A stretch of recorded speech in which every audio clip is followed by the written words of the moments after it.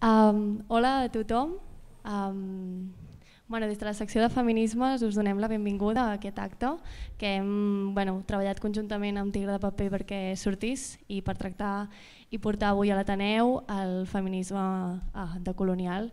I res, dir-vos què és això, que nosaltres aquí des de la secció i és el segon any que estem aquí i que des de tot l'equip, des de l'Ariadna, la Júlia, la Cèlia i jo mateixa, que ens omple molt d'orgull poder portar com el feminisme aquí a l'Ateneu i res, i dono pas a l'Anna de Tigre de Paper.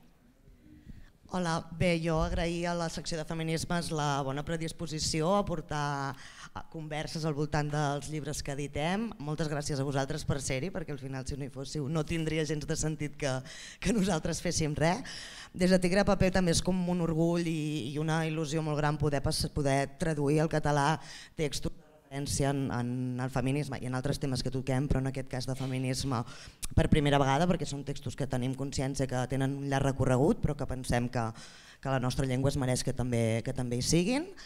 I res més, donar-vos un altre cop les gràcies, dir-vos que a fora tenim també els llibres si us interessen, altres projectes relacionats que pensem que també poden ser del vostre interès, i us deixo amb elles que segurament tindran coses interessantíssimes a dir. Gràcies.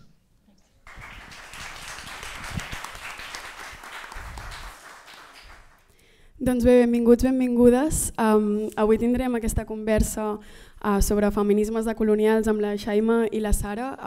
La idea és una mica que estiguem durant els primers 45-50 minuts parlant amb elles i que després obrim el torn de paraula perquè vosaltres podeu dir i preguntar també la vostra.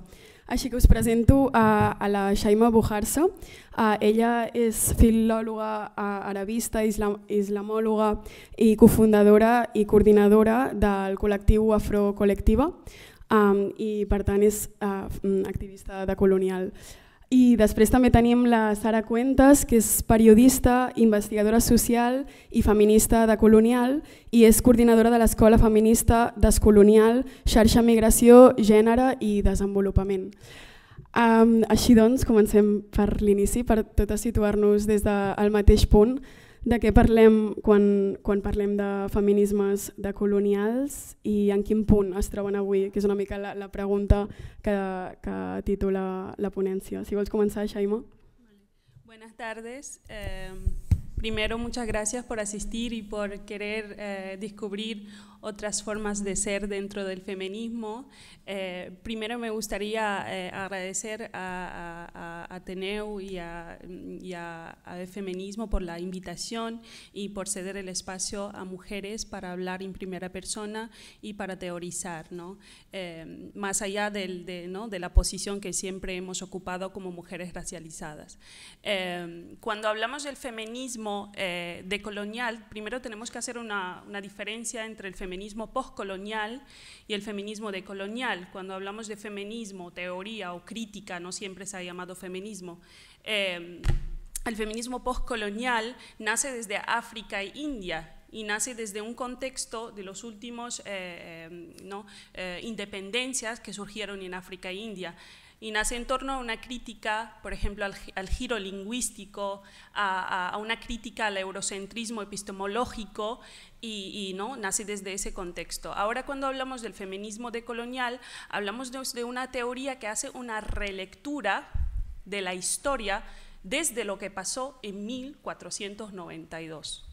De modo que cuestiona el eurocentrismo, la modernidad occidental, y la relaciona con el capitalismo. No puede existir una modernidad sin el capitalismo y viceversa. También pone en el centro el colonialismo que da paso a la modernidad occidental. No puede existir una modernidad occidental sin el colonialismo como base.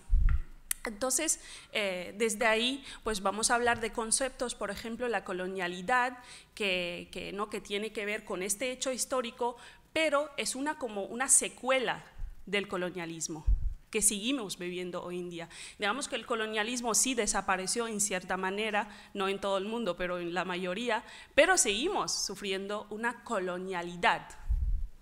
Y esa colonialidad tiene que ver con cómo sufrimos el capitalismo, tiene que ver con el racismo y tiene que ver con todas las opresiones que sufrimos, vienen y se basan en esa colonialidad.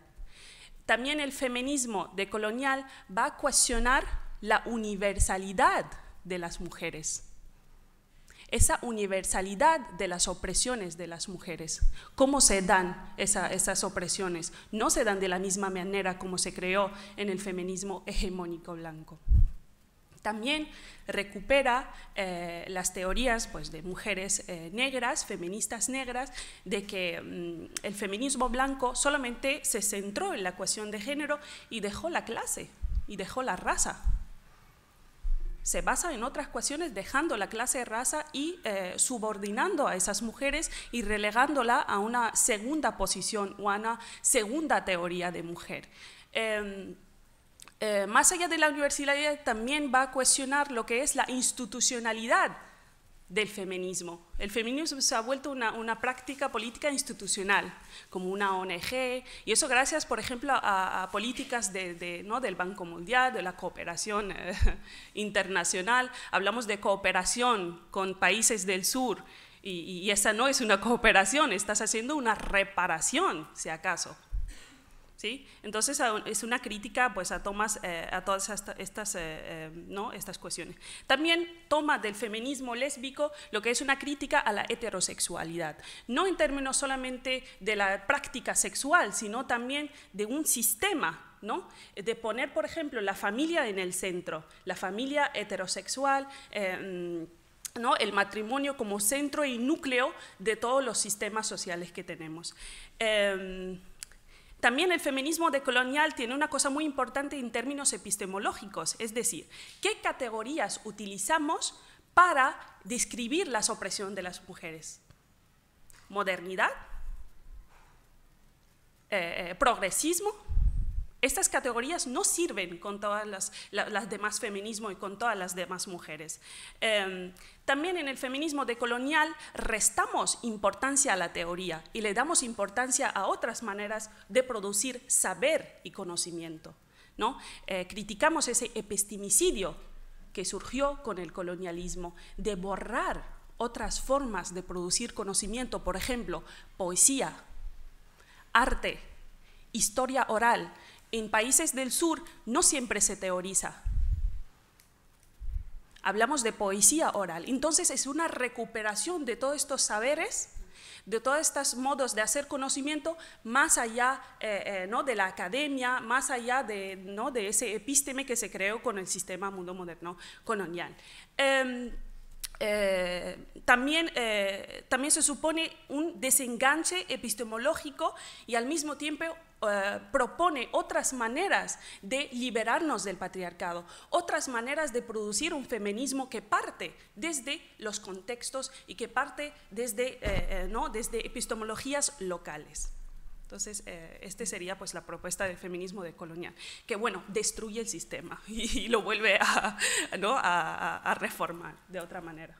Gracias, Chayma. También agradecer la posibilidad de estar aquí compartiendo saberes a la Comisión de Feminismos del Ateneo Barcelonés y al Ateneo Barcelonés por construir espacios plurales en estos temas. Como vengo de la Vía Yala, para nosotras hablar de decolonial como palabra y concepto es utilizar el mismo término inglés de la crítica decolonial, ¿no? Decolonial.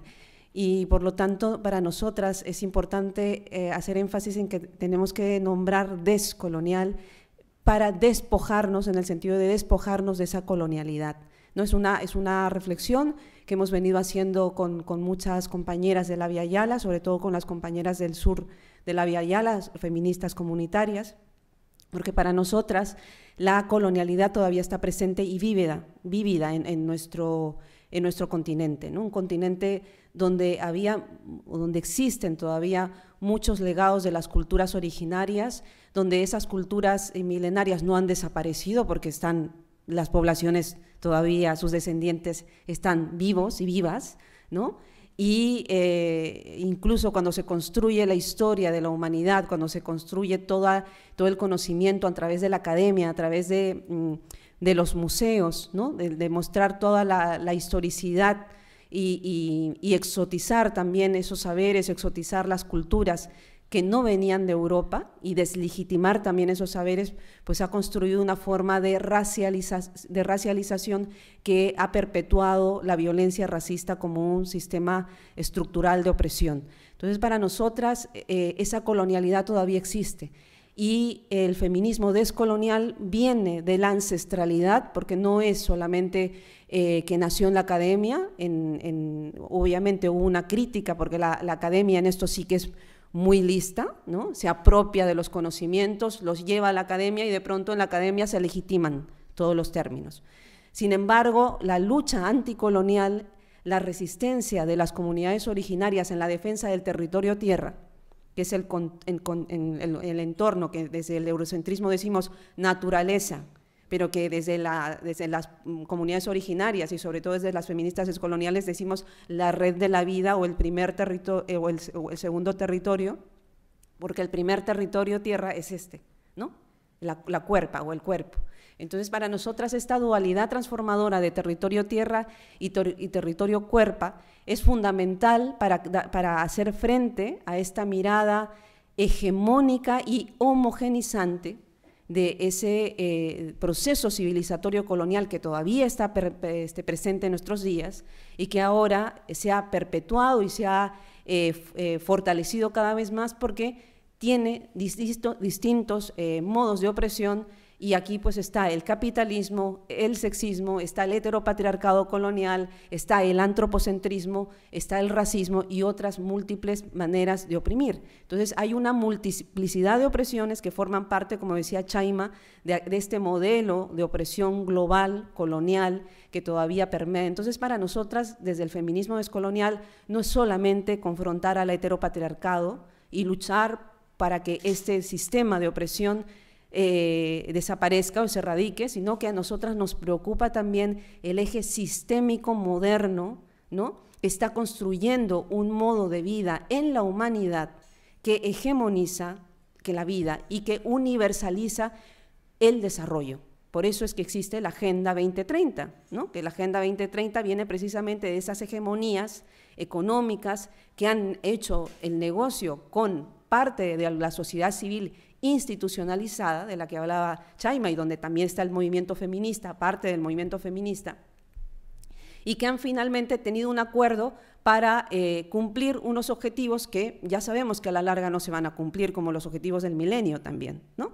Y que es una agenda que desconoce otros saberes, es una agenda que desconoce otros modos de vida, es una agenda que no toma en cuenta la práctica del buen vivir o del bienestar, ¿no? No del bienestar europeo, sino del bienestar, ¿no? Del sostener la vida en comunidad y no solamente poner la vida humana en el centro, sino poner toda la vida en su más amplia magnitud en el centro.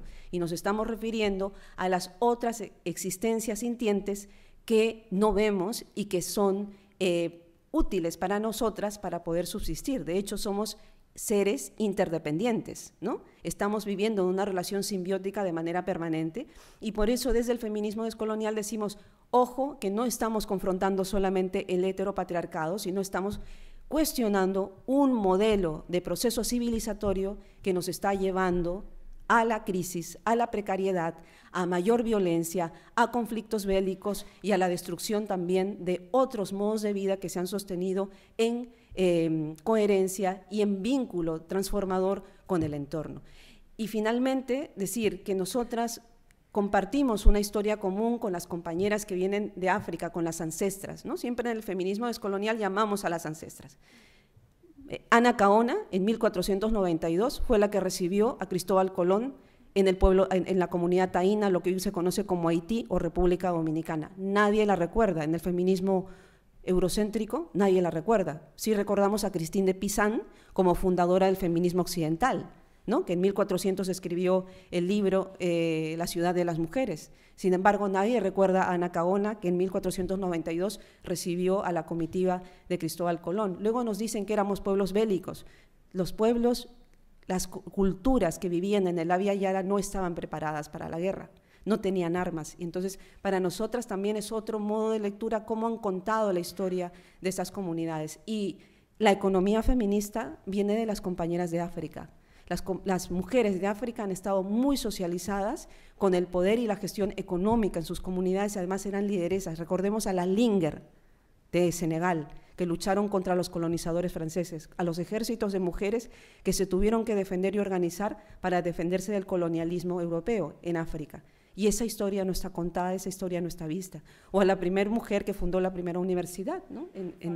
Fátima, en Marruecos, que nadie tampoco la conoce. Y luego esa historia invisibilizada que el heteropatriarcado colonial también socializó a los hombres de otras comunidades, de otras culturas. Obviamente había otro tipo de patriarcado, pero sí que tenemos que evidenciar que había aquí una presión heteropatriarcal que venía ya de haber quemado a cientos de miles de mujeres en Europa y las había, a través del Código de Napoleón que se extendió por toda Europa, ya las había puesto como un objeto más de la casa.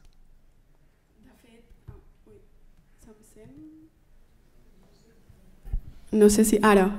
Val. De fet, els primers capítols d'aquesta traducció de Dones, raça i classe d'Angela Davis es marquen es fa tot aquest recorregut històric, Angela Davis fa tot aquest recorregut històric en què mostra aquesta inseparable intersecció entre el moviment abolicionista,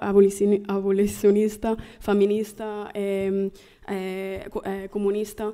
Aleshores, amb tot això que esteu comentant, ara, avui, estem més segregades, estem més encasellades en aquests rols patriarcals, en aquests rols classistes, en aquests rols racistes, o com ens trobem avui? Yo creo que hoy en día estamos analizando las diferentes realidades desde un etnocentrismo absoluto y una prueba de ello es, por ejemplo, los últimos acontecimientos de Irán, ¿no? Cómo analizamos la imagen de además hablamos de la mujer musulmana, como existe una musulmania y de ahí provienen todos. Increíble. Entonces, ese etnocentrismo o esa mujer musulmana, el feminismo decolonial nos va a enseñar que el proceso de patriarcado que sufre esa mujer musulmana tiene que ver con una colonialidad, tiene que ver con un proceso de colonialismo, de modo que no podemos hablar de solamente el patriarcado cuando hablamos de mujer musulmana. Tenemos que analizar la historia colonial que ocurrió y que atravesó esa mujer musulmana. Os voy a dar un ejemplo de 3 países, Irán y Argelia. Bueno, nos limitamos a los 2 porque no hay tiempo. Irán, antes de la revolución de los 70, estamos conscientes de los procesos después de la Segunda Guerra Mundial, de la modernización, ¿no? Hay un proyecto de ir a civilizar, ir a modernizar, ¿no? Antes era un pueblo con un falso dios que hay que llevar la religión, ahora hablamos de ir a modernizar, ir a civilizar. Y ese proceso de civilización y modernización de las mujeres musulmanas en países de Oriente Medio y Norte de África, lo que hizo es institucionalizar el patriarcado, cosa que no había antes de la colonización. Sí había un patriarcado local, sí había un patriarcado propio de la zona, pero ahora un patriarcado social, un patriarcado que ejerce en la familia. Lo que hizo el proyecto de civilización y modernización, que es un proceso que tiene que ver con guerra, con matanza. No imaginamos la modernización como algo así, vamos con flores y tal. No, es un proceso de guerra y de matanza y de genocidios. Lo que hizo ese proceso es institucionalizar el patriarcado. Antes de los años 60 y la revolución de los años 70 en Irán, se prohibió el velo. ¿Por qué se prohibió el velo? Porque todo el mundo quería ser moderno. ¿Cómo se hace moderno? Adoptando la forma de ser y estar de Occidente. Es la única manera de existir en este mundo. Y que seas válido, que se te acepta como un pueblo válido, como un pueblo civilizado, con un pueblo moderno, ¿no? Esas categorías que siempre criticamos. Entonces se prohibió el velo. Nadie hoy en día está analizando ese pasado colonial. Todos hablamos de patriarcado porque Irán obliga al velo y porque corresponde a nuestra agenda de emancipar a las mujeres musulmanas. como la única de emancipar es modernizar, es acercarla a los valores occidentales. No, la situación de las mujeres en Irán o lo mismo pasó en Argelia. En Argelia lo que ocurrió es un genocidio por parte de Francia. ¿Quién sufrió ese genocidio? Las mujeres. Francia dominó las mujeres y ejerció la misma violencia de obligar a civilizar a las mujeres y quitarle su forma de ser y estar y su cultura y quitarle su velo, desvelar a las mujeres en un proyecto colonial. Entonces, hoy en día, desde Occidente, estamos analizando el patriarcado únicamente de las mujeres musulmanas y olvidamos esas intersecciones de realidades.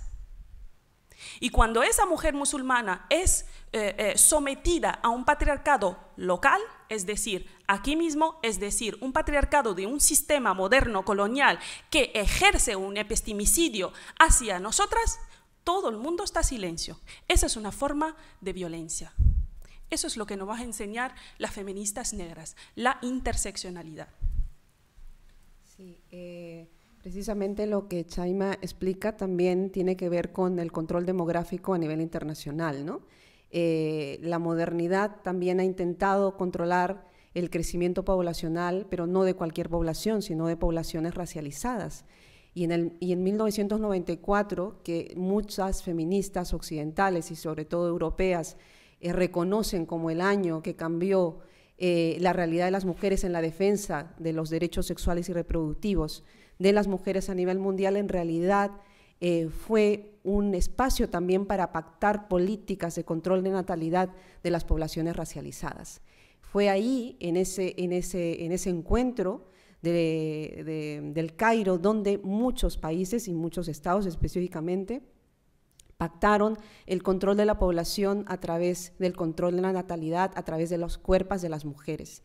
Y entre 1995 y el 2000, durante el gobierno dictatorial de Alberto Fujimori en el Perú, se esterilizó a cerca de 300.000 mujeres aymaras, quechohablantes de la Amazonía, de las zonas urbano marginales, mujeres que tenían orígenes indígenas, con total impunidad, y hasta ahora están en el proceso de reclamar verdad, justicia y reparación con todo lo que esto implica.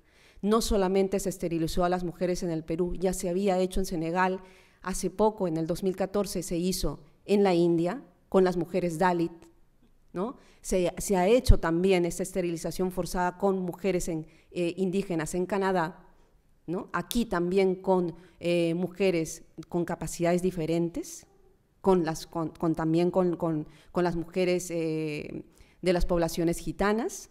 O sea, este tipo de políticas racializadoras, ¿no?, que impactan sobre todo en los cuerpos de las mujeres, son evidencias reales de que esta colonialidad todavía sigue permeando nuestras prácticas. O también aquí, cuando nosotras llegamos, que siempre que hemos llegado aquí, primero que nada hemos tenido que suplir ese trabajo del cuidado, ese trabajo del hogar, y muchas veces en condiciones de semiesclavitud, porque todas hemos pasado, todas las que hemos migrado, que hemos llegado aquí hasta obtener nuestros papeles, hemos pasado por esos trabajos, con toda la dificultad que eso supone, con toda la discriminación. Y otra de las cuestiones que tiene que ver, y que lo evidenciamos nosotras en nuestras propias cuerpas, es, por ejemplo, que aquí no se evidencia el acoso callejero contra las mujeres, por ejemplo, en este caso en Cataluña, ¿no? Ustedes no ven que hay hombres que las acosan o les dan piropos machistas, etcétera, pero sí los hombres de aquí se toman la libertad de hacerlo con las mujeres que somos extranjeras, con las mujeres que somos de otros orígenes. Y eso no se denuncia, no se evidencia, ¿no?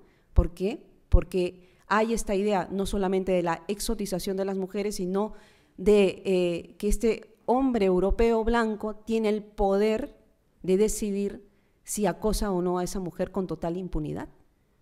Y hay una serie de prejuicios también de lo que significa la mujer latina, lo que significa la mujer ¿no?, árabe, lo que significa la mujer africana, porque hay estas ideas preconcebidas de lo que nosotras hemos entendido como esos cuerpos racializados, ¿no? De hecho, hace pocos años, y no podemos decir hace 100 años, todavía había aquí en Europa zoológicos humanos, ¿no? Sarah Martman es un ejemplo claro de lo que pasó con su cuerpo y cómo desmembraron su cuerpo una vez que murió, porque no se creían que el cuerpo y la fisonomía que ella tenía era natural, porque no era una cuerpa europea, no era la cuerpa que normalmente vemos en las mujeres europeas. Y entonces esa idea que ha calado en nuestras mentes y que hemos terminado naturalizando hace e interpreta esa manera de cómo nos ven y cómo nos miran.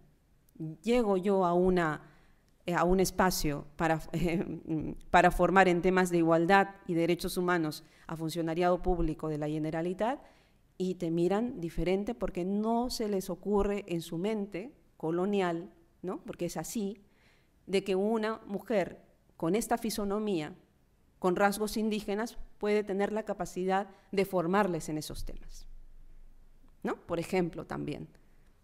Eso es lo que sucede y nosotras permanentemente, ¿no? Estamos en esa lucha constante de validar nuestras capacidades, de validar nuestros saberes, de que se nos reconozca también que venimos a aportar a esta sociedad y no solamente venimos para trabajar, también venimos a construir un territorio común, porque cuando salimos como migrantes y dejamos nuestro territorio, nosotras nos encontramos aquí desterritorializadas y la desterritorialización genera un duelo migratorio. No solamente es lo que dejamos allá, sino cómo nos encontramos aquí y cómo nos hacen sentir parte de esta comunidad, ¿no? Hoy día en la mañana estábamos hablando con funcionariado público que está trabajando temas de acogida, que es el primer paso precisamente para la construcción de comunidad humana. Y sin embargo, esos programas de acogida están fracasando porque hay una mirada eurocéntrica, incluso racista institucional, de cómo interpretar la acogida. Porque hay una manera peyorativa, invisibilizadora y una colonialidad del ser que todavía nos sigue oprimiendo a las personas que venimos de otros orígenes. Si no, recordemos lo que está pasando con Mohamed y Al-Beruk, ¿no?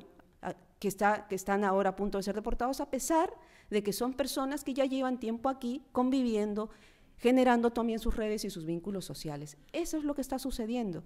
Entonces, no es que seamos, cuando nosotras hablamos y decimos vamos a cuestionar la colonialidad del poder, del ser, del saber, del cuidar aquí, no es que les estemos diciendo gente blanca, opresora, no es así, ¿no? Sino que estamos interpelando la manera como nos hemos construido para decir, con esta blanquitud que tengo aquí, ¿no? Con este privilegio blanco en este sistema civilizatorio colonial, ¿qué puedo hacer para transformar?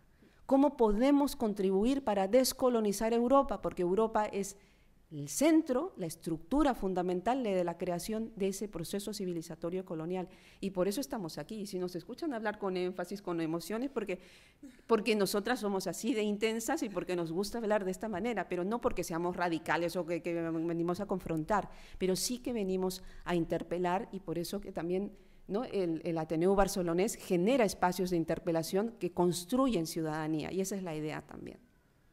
Ara que comentaves els temes de les violències, de la neutralitat davant de les violències racistes i de gènere, Shaima, vols afegir alguna cosa respecte a això? El tema de las violencias que nos atraviesan, por ejemplo, bueno, hay que tener en cuenta que yo cuando salgo a la sociedad, yo no solamente soy mujer, como se cree el feminismo blanco hegemónico, yo no solamente soy mujer, es decir, no me atraviesa solamente un patriarcado.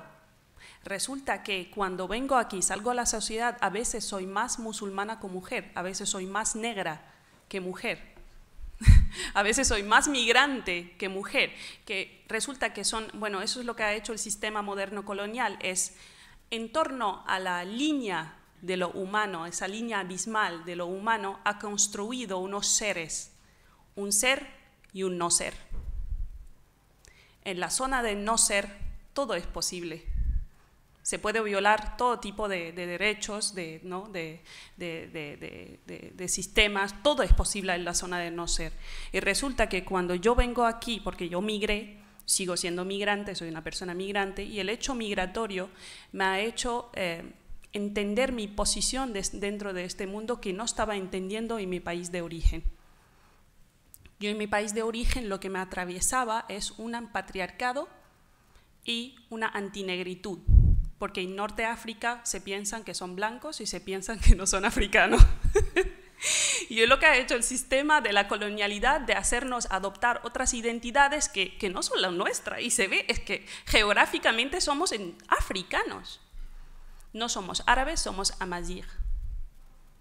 Eso es lo que ha hecho quitarnos esas dos identidades. Entonces, lo que me atravesaba a mí es una antinegritud, un colorismo y un patriarcado. Primero migro a Colombia. ¿Qué me atraviesa en Colombia? Digamos, también un racismo antinegro porque existe en Abya Yala, ¿no? Un racismo antinegro y una islamofobia la llamo moderada porque no llevaba el velo. Y a veces cuando salgo a la calle si me interpretaba como incluso latina, yo sin velo parezco latina. Entonces era un poco moderada. Vengo a España y el primer golpe que me encuentro es una ley, primero, una ley de extranjería racista. Una ley de extranjería que te hace partir desde cero, que aunque vengas con un conocimiento, con una memoria, con una historia, atraviesas este país o esta zona geográfica y parece que no eres nadie. ¿No? Yo en Marruecos hacía estudios de ingeniería eléctrica, estaba en el 3er año. Y resulta que no hay acuerdos entre las universidades marroquíes y españolas. Pero si vienes del norte global, resulta que sí, mágicamente. Entonces, eso es el primer golpe. Segundo golpe, no puedo opositar.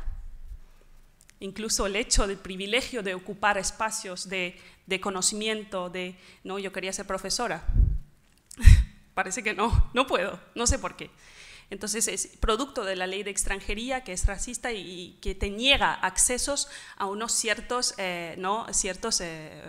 sitios, ciertas posiciones. También no puedo optar a una beca de doctorado. Ese es el la primera violencia, un racismo institucional. Y el racismo institucional es peor que el racismo cotidiano, es peor que el racismo diario, porque el racismo institucional condiciona el futuro, condiciona tu futuro. Más allá de eso, una islamofobia absoluta que también condiciona tu futuro. Por eso yo yo terminé hasta el máster y es necesario tener unos estudios académicos para ser válido. Es producto del sistema también, entonces yo tenía que tener esos títulos que más allá lo que hacen es permitirme estar aquí, por ejemplo, y luego lo que hice es un activismo, porque un feminismo decolonial no es posible sin un activismo. La teoría no es válida sin una práctica política. Entonces, por eso yo salí al mundo del activismo y hemos fundado Afrocolectiva con una forma de luchar contra todos estos tipos de opresiones, pero desde diferentes localidades, porque no solamente hay musulmanas, también hay personas trans, hay personas de Abya Yala, etcétera, etcétera. Entonces, pues mira, me atraviesan un montón de opresiones que no te puedo imaginar. Así que estamos pendientes hacia cualquier tipo de opresión. Y como he dicho, eso es lo que permite ver el feminismo decolonial, que no solamente somos mujeres. Sí, una cuestión que queríamos también compartir era el sentido de la historicidad que no fue heteronormativa, ¿no? En el pasado. De hecho, las comunidades originarias en el Abya Yala tenían la práctica de que toda la red de la vida estaba cruzada permanentemente o fluctuaba permanentemente entre dos energías, la energía femenina y la energía masculina. Entonces no había una mirada dicotómica hombre-mujer, ¿no? Ni tampoco una mirada heteronormativa. De hecho, sus deidades o sus tótems o las energías vívidas que reconocían en el entorno, como los apus, que eran las montañas, o las mamacocha, que eran los lagos, los ríos, el mar, o la pachamama, que era la madre tierra, tenían estas dos energías vitales cruzando dentro de su propia territorialidad. Entonces, en las culturas, por ejemplo, lakotas, estaban las gentes de dos espíritus, que eran personas que tenían habitada en su propia cuerpo la energía masculina y la energía femenina, y ahora podríamos conocerlas como trans, ¿no? Y sin embargo, estas comunidades, cuando tenían que tomar una decisión fundamental, ¿no?, en el marco de la comunidad, alguna decisión que pudiera implicar un cambio de vida de la comunidad, siempre consultaban a estas personas, porque al tener habitadas en su propio cuerpo las dos energías, tenían una conexión mucho más cercana con esa sabiduría global que albergaba toda la vida en esa comunidad, ¿no? Entonces también en la comunidad quechua, en la comunidad aymara, encontramos también esa transformación que es de la complementariedad, ¿no? Cuando hablamos de la complementariedad estamos hablando no de hombre-mujer, estamos hablando de energías fluctuantes, incluso de energías que tienen que ver con el entorno, la energía del agua, la energía de la montaña, la energía de las otras existencias sintientes, ¿no? Por eso se llamaban águila blanca, ¿no?, lobo negro, tenían esos porque eran como energías que habitaban también en las propias cuerpos. Entonces, cuando hablamos ahora de LGTBIQ,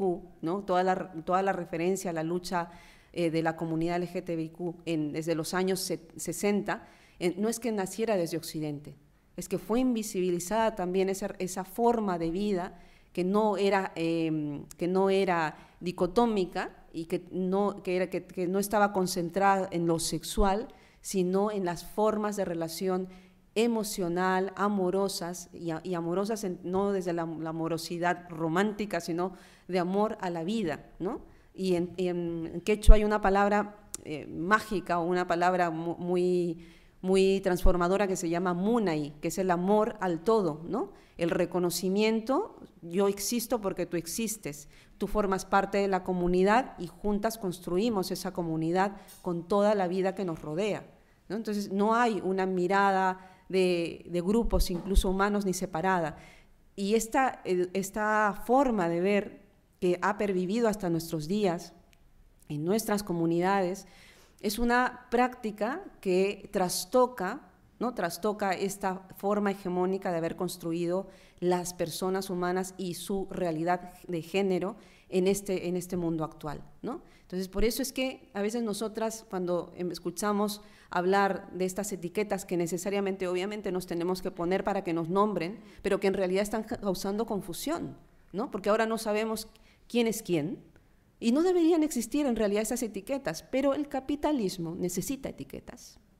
¿Y qué hacemos nosotras? Como resistimos dentro del capitalismo, necesitamos utilizar el mismo lenguaje del capitalismo para poder resistir.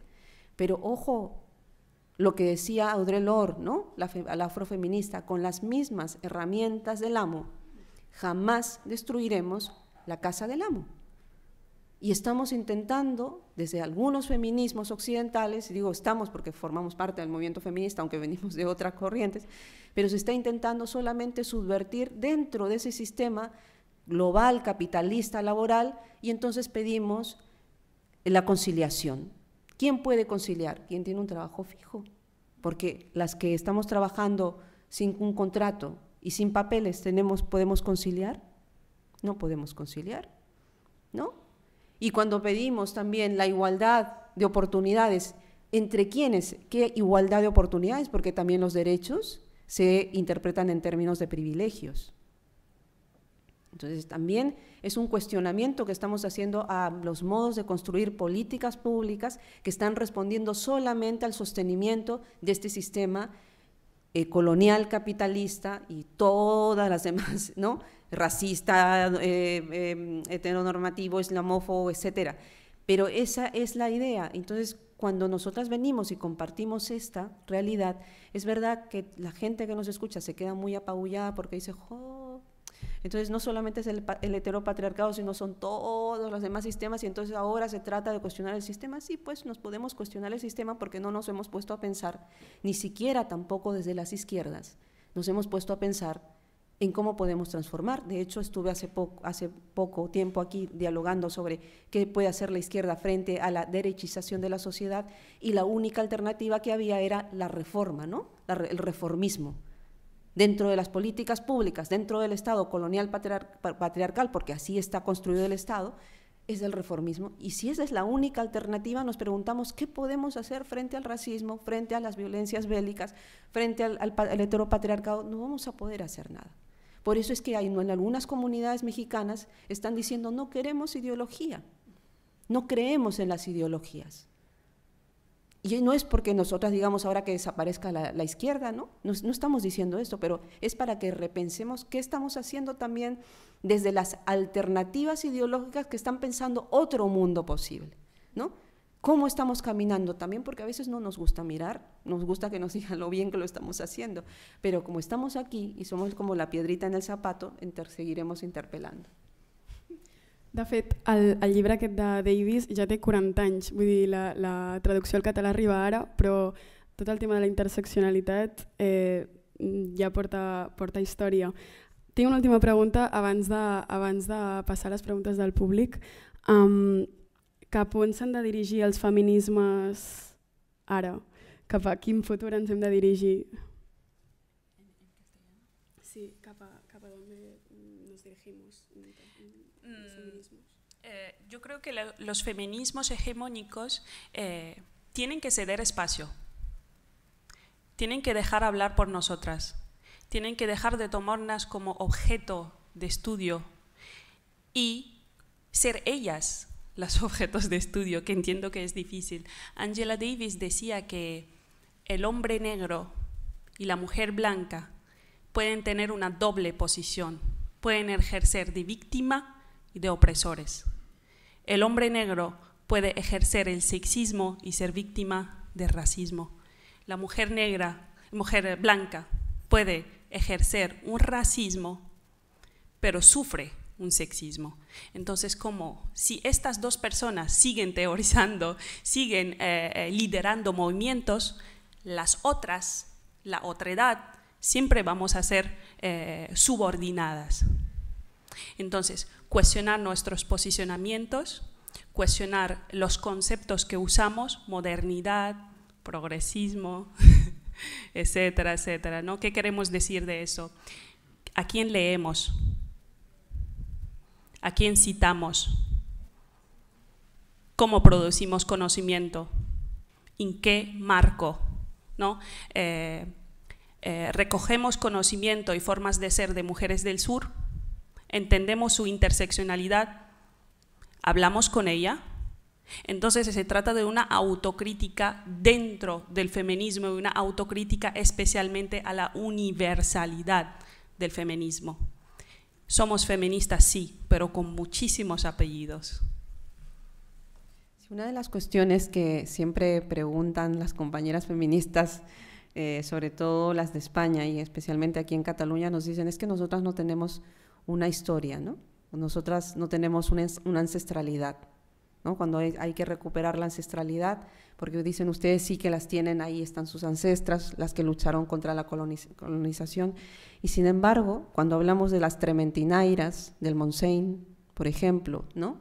De esas curanderas que estaban con el vínculo, que guardaron todavía ese vínculo con el entorno, con el territorio tierra, que fueron el legado de esas pocas que sobrevivieron a la gran quema que hubo en Europa, ¿no? Cuando recuperamos toda esa historia de la circularidad de la vida de las culturas íberas que eran matrilineales y que nos han invisibilizado esa parte de la historia, porque también Europa fue colonizada.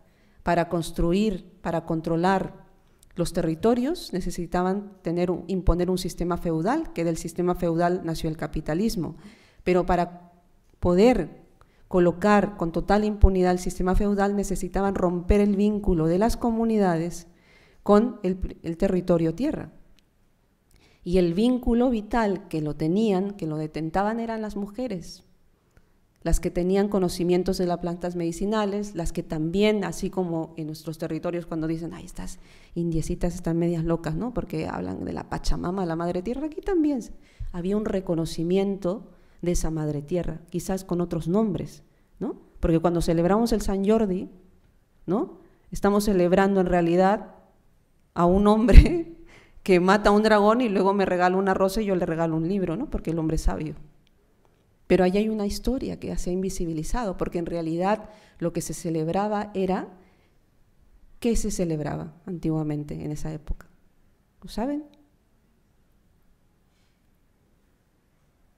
Nos han borrado la memoria, ¿no? No lo voy a decir para que indaguen en sus casas. Pero fíjense, cuando nosotras hablamos con el movimiento feminista y entramos en diálogo con el movimiento feminista occidental, les estamos diciendo, nosotras no queremos que ustedes se vayan de salvadoras, ¿no?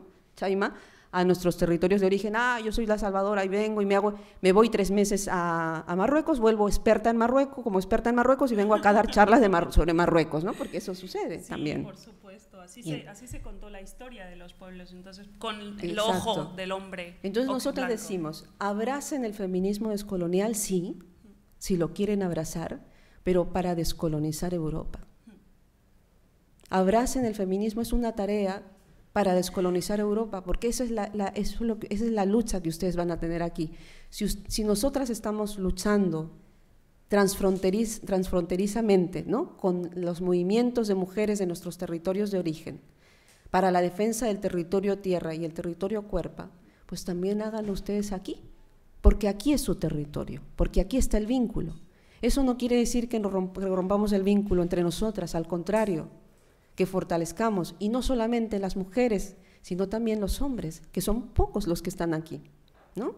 Y las otras personas que también están transformando su vida desde otra manera. A eso estamos nosotras cuando venimos a dialogar sobre el feminismo descolonial. Nosotros no decimos obviamente que el feminismo descolonial es la panacea, pero es una manera de mirar y de sentir y pensar la vida, como decía Eduardo Galeano. ¿No saben quién es Eduardo Galeano? ¿Sí, no? ¿O no? Bueno, ya.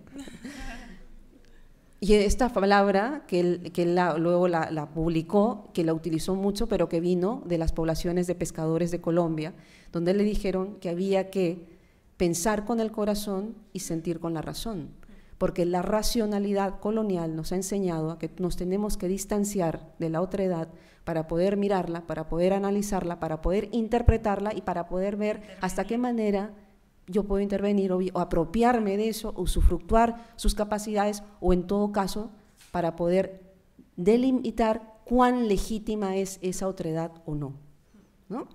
Entonces, cuando decimos sentir y pensar, es contribuir a sostener la vida, construir comunidad humana en diversidad, a hacer memoria histórica y no celebrar el 12 de octubre, no hacer fiesta el 12 de octubre, viene la fiesta y nos vamos de fiesta, porque también con esa celebración estamos siendo cómplices, ¿no? Hacer memoria histórica implica reparar también de manera simbólica, ¿no?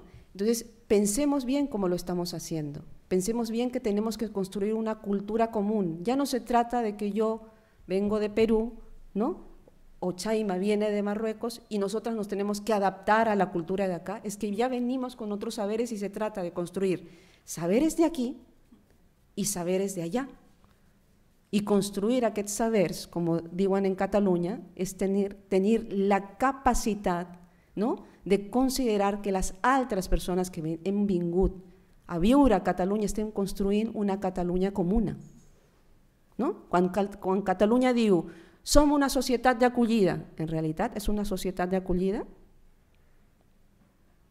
no? És interpel·lar aquesta realitat, no per autoculpabilitzar permanentment, no?, a la societat blanca aquí, sinó perquè la societat blanca tingui la seva consciència de que, como decía Fanon, primero tenemos que emancipar nuestra mente para empezar a construir y a transformar. Y la abuela Quijili de Colombia, que si la pueden buscar en YouTube, ¿no?, a las jóvenes que están permanentemente en internet, la abuela Quijili dice, sí que podemos descolonizar. Yo aquí, en este primer territorio, no dejo que entre en McDonald's, no dejo que entre Monsanto, no dejo que entre Coca-Cola. ¿Podemos hacer eso, sí o no? ¿O no? ¿O nos obligan a tomar Coca-Cola? Entonces, esa es la primera lucha que tenemos que hacer, cómo emancipamos nuestro primer territorio, pero sobre todo cómo rompemos las fronteras no solo físicas, sino también mentales, ¿no? Esa es la idea. Obrirem el torn al públic, si us sembla bé. Aixequeu la mà i us acostarem al micro també perquè ens puguin escoltar des de casa.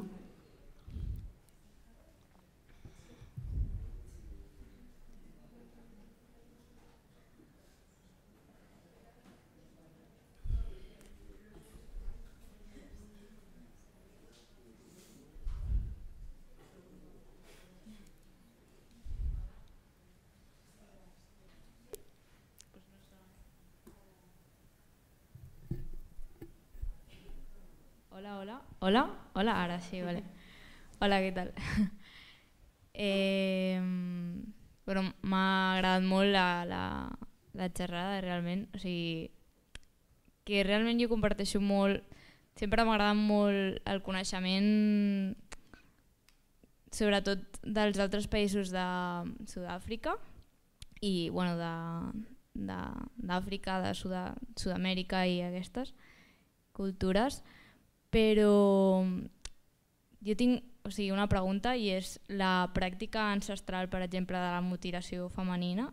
Què em podríeu dir? O sigui, què podríem fer al respecte? Aquí sí que s'ha de fer alguna cosa, no? Perquè és una pràctica que és realment molt nociva per les dones i no li trobo la lògica, ¿no? Bueno, sí. Muchas gracias por la pregunta. Imagino que está dirigida a mí. Entendí un poquito que si podemos, si podemos considerar la mutilación femenina un tipo de patriarcado contra las mujeres, ¿sí? Más o menos. ¿Qué podemos hacer? ¿Desde dónde? ¿Con qué mirada? ¿Con qué finalidad? Porque no hay debate de que la mutilación femenina es una práctica patriarcal absoluta, eso no hay debate. Resulta que hay una lucha desde el contexto. ¿Qué podemos hacer? Acompañar esa lucha. Acompañar. Dar altavoz a esas luchas, darle remedios a esas luchas que parten desde ahí. Ejercer un paternalismo o usar ¿no? esa práctica patriarcal para intervenir, cuestionamos la palabra intervenir y la práctica de intervenir, ¿con qué mirada intervenimos? ¿Sí? ¿Se resolvió un poquito? ¿Sí? Una cosa que sí quisiera decir es que hay aquí un gran movimiento de mujeres del África subsahariana, activistas que están luchando contra esa opresión y están totalmente invisibles. Y además hay una lógica muy eurocéntrica de cómo resolver ese problema. Hace como un año hubo una convocatoria para que una experta en este tema pudiera hacer la reformulación del protocolo contra la ablación en Cataluña. ¿Y se imaginan a quién contrataron? A pesar de que se presentaron compañeras activistas, expertas en este tema, africanas. ¿A quién creen que contrataron? A una blanca experta que estuvo un año cooperando por esas zonas, y como es una blanca, pues igual está más capacitada para reformular el protocolo, que hasta ese protocolo, ¿cuánto tiempo lleva? Ya lleva años y no ha tenido muy poco impacto positivo en la lucha contra esta opresión hacia las mujeres. Entonces, cuando Chayma dice acompañemos, también tenemos que buscar información. ¿Dónde están realmente las activistas? ¿Están luchando realmente o estamos las mujeres silentes sin decir nada? ¿No? Porque hay esa lectura también, ¿no? Sí están luchando, incluso hay una comunidad de hombres también que están acompañando este proceso, o de hombres africanos, y que también está invisibilizado, porque en África vienen de unas prácticas, las comunidades de África, ¿no? Vienen de unas prácticas colectivas, hay comunidad, aquí se apoyan en comunidad. De hecho, hoy día en la mañana Fatija lo decía, ¿no? La única acogida, ¿quiénes son las que hacen la única acogida? Las comunidades que estamos aquí, porque las políticas públicas, todo el montaje que hay no hace realmente la acogida. Entonces hay una fuerza de transformación aquí instalada que no se quiere ver, y lo que estamos pidiendo es precisamente lo que decía Chayma: visibilicemos esas referencias, porque en la medida que visibilicemos formaremos una comunidad mucho más inclusiva. Si nos están viendo permanentemente como víctimas, personas sin capacidades, el discurso de la ultraderecha crecerá y fomentará esta idea del buen migrante y del mal migrante, del delincuente migrante y del que no roba, ¿no? Que ahora está entrando todo este discurso de la ultraderecha, y la comunidad que normalmente no viene a estos espacios, seguirá pensando que en realidad nosotras venimos a destruir Europa o venimos a generar, como dicen, una jungla, ¿no? Hace poco ha dicho un hombre innombrable, ¿no? Mejor no nombrarlo, pero esa es la idea, ¿no? Que nos siguen viendo como gente que venimos de una jungla, ¿no? Gente incivilizada. ¿No? Habló de bosque y jungla. Entonces, esa es la primera parte, ¿no? ¿Cómo hacemos para descolonizar el saber también? Porque si ahora les ponemos unas hojitas de las frutas que normalmente comemos, las identificaríamos, y si ponemos al costado todas las marcas de moda que existen, ¿qué sería mucho más fácil identificar? ¿Las marcas, los logos, o las hojitas de las plantas de mandarina, manzana? ¿No? ¿Qué identificaríamos? Hagan la prueba las que son educadoras, o en sus espacios feministas un día traigan y no le informen a nadie y hagan la prueba para que vean cuán colonizadas nos tienen, ¿no? También diría confiar en el proceso de feminismo, ¿no? En el proceso de despatriarcalización, ¿no? Del contexto. Confiamos en ella, ella van a su ritmo. No tenemos que aplicar los mismos parámetros, paradigmas, etcétera, para que funcione. No va a funcionar y ya hemos visto que no funcionó. Hemos visto a través de la historia lo que pasó en Afganistán. La profesora Bastana Durrani dice que el hombre vino aquí 20 años y nunca me ha salvado. El hombre que me colonizó para salvarme nunca me ha salvado, entonces me tengo que salvar yo misma de esto. Confiemos en las mujeres que están luchando desde su contexto del sur, aceptemos y validemos sus luchas y sus parámetros que están usando, cuestionamos la objetividad. Cuestionamos qué consideramos válido y objetivo, ¿no? Dentro de las teorías de feminismo, etc. Entonces, lo que diría es confiar en ellas y no meterla dentro de ese saco de la otra eterna oprimida que nunca va a saber qué es lo mejor para ella, entonces yo tengo que mostrarle el camino, ¿no? No sé si aquí hi havia una pregunta. Pot ser, no?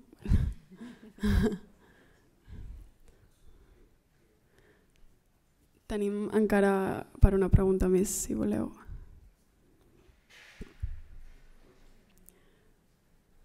También quejas. Aceptamos quejas, comentarios.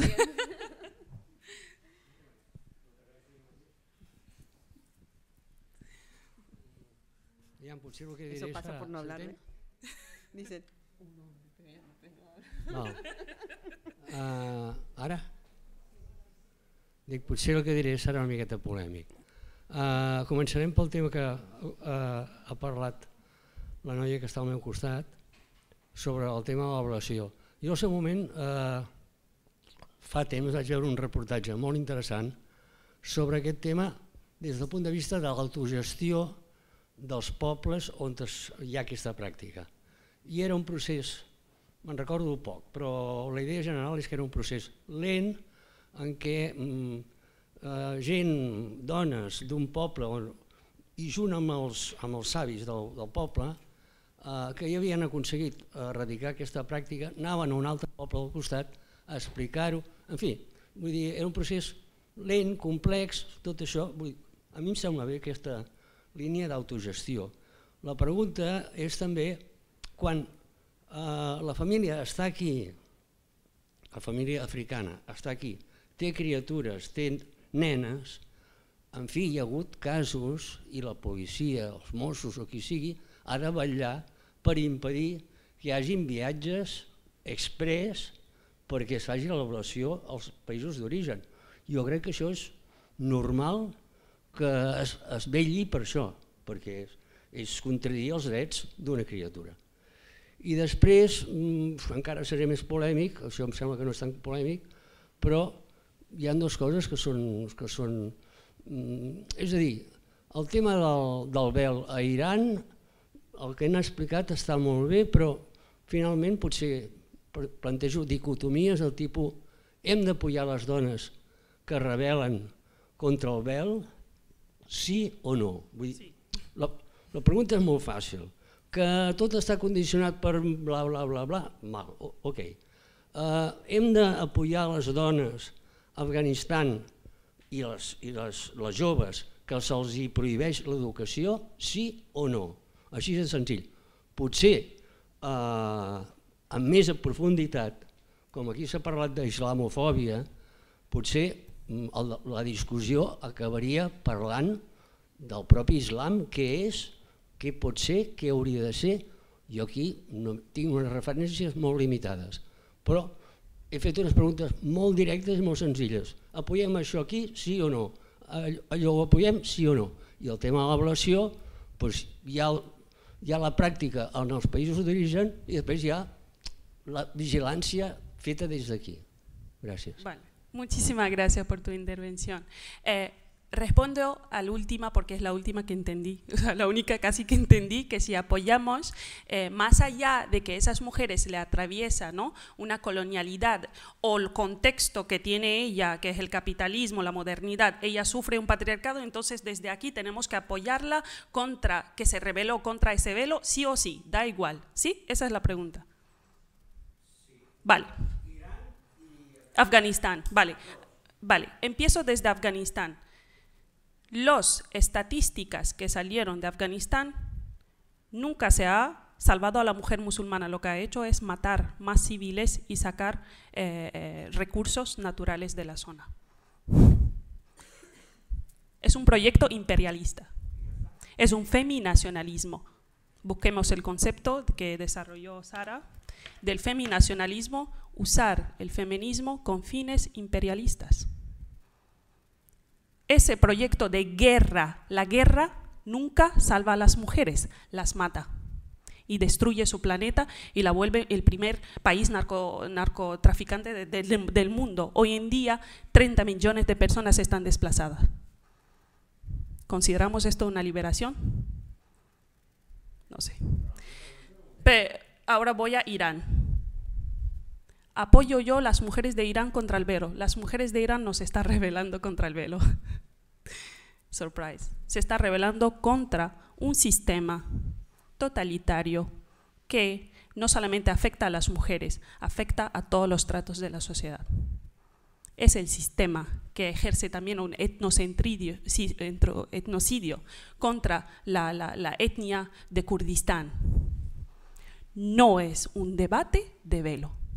Y si solamente queremos verlo como un debate de velo, tenemos una agenda, diría, sesgada. ¿Por qué?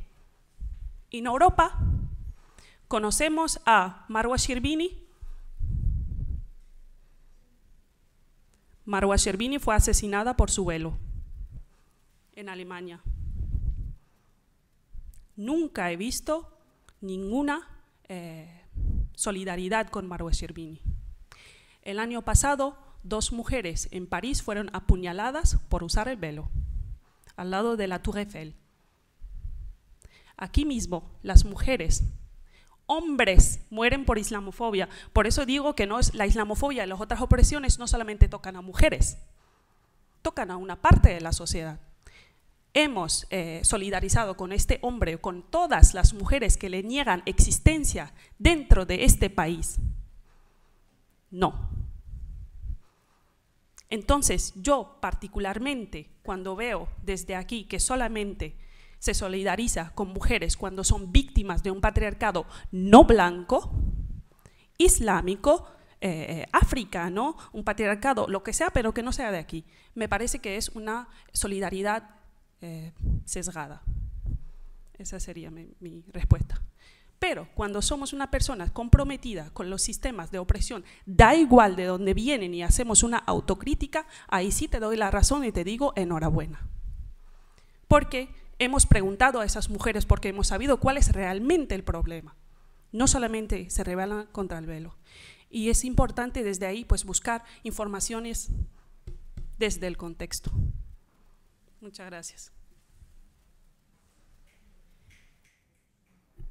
Bé, doncs ja donarem per tancada aquesta taula. Moltes gràcies, Sara i Xaima, ha estat un plaer. I moltes gràcies a totes vosaltres també, a la gent que ens escoltava des de casa. Us convidem a venir a l'acte de la secció del següent mes, que va tractarà de violències institucionals i drets reproductius i sexuals, i això és tot. Moltes gràcies.